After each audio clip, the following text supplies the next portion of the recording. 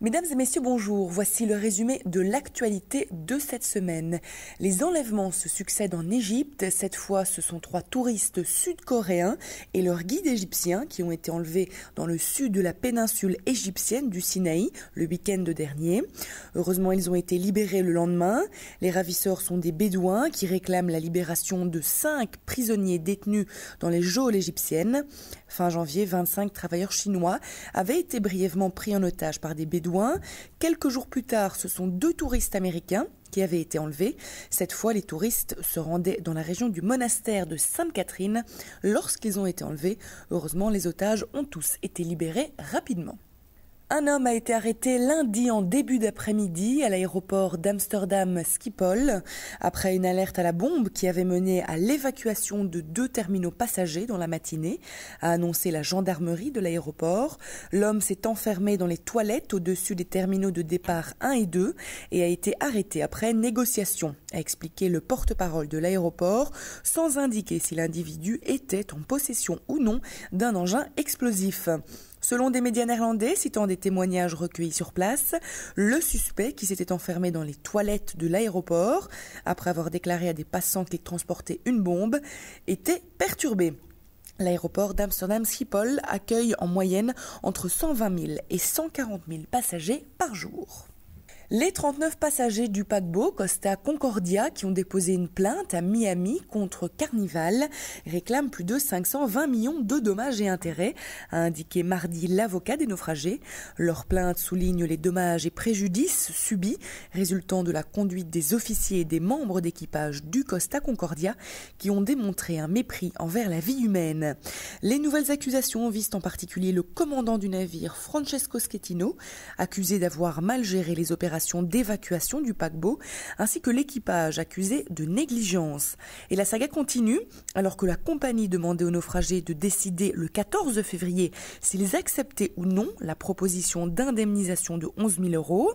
La Fédération nationale française des victimes d'accidents collectifs, qui jugeait que les naufragés étaient mis au pied du mur, a décidé de prolonger l'offre pour une durée de 3 mois supplémentaires.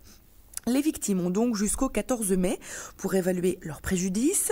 Par ailleurs, le tribunal de grande instance de Nanterre a également ordonné à Costa de publier sur la page d'accueil de son site internet français un communiqué faisant état de ce jugement et du délai supplémentaire obtenu sous peine de 100 000 € par jour de retard.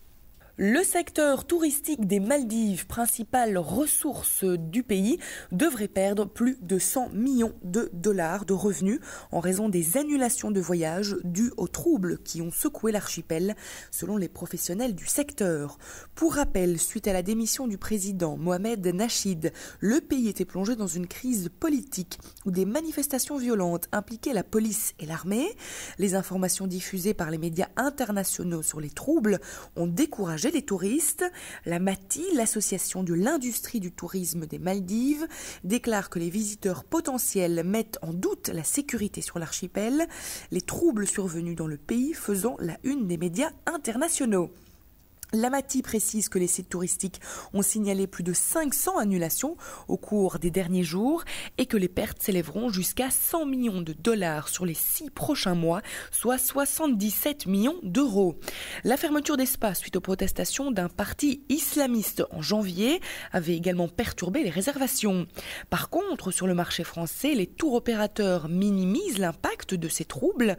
En effet, l'association des tours opérateurs, le CETO, avait décidé de maintenir les départs. Les visiteurs étrangers ont en effet peu de contact avec la population et les vacanciers sont convoyés directement de l'aéroport vers des complexes touristiques installés sur des îles au large. Histoire sordide pour terminer la semaine, la gérante d'une agence de voyage Mariton Air a été retrouvée morte jeudi après-midi, tuée de plusieurs coups de couteau dans son agence située dans le 17e arrondissement à Paris. La femme âgée d'une 50aine d'années a été découverte gisant à terre dans une mare de sang par une employée après le déjeuner. Selon les premières informations qui restent à préciser, Un homme aurait été vu sur les lieux par des témoins et serait activement recherché. Mais les informations diffèrent. BFM TV affirme que le responsable de l'agence serait soupçonné d'être l'auteur du meurtre, alors que le Nouvel Observateur assure de son côté qu'un cambriolage ayant mal tourné n'est pas exclu. La brigade criminelle de la police judiciaire de Paris a été saisie de l'enquête.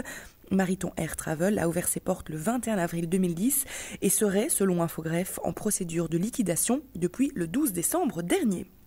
Ceci referme notre journal. Je vous remercie pour votre attention et votre fidélité. Je vous rappelle notre site internet sur lequel vous retrouvez toutes nos informations touristiques, mais également tous nos programmes. Il s'agit du www.libertytv.com/tv.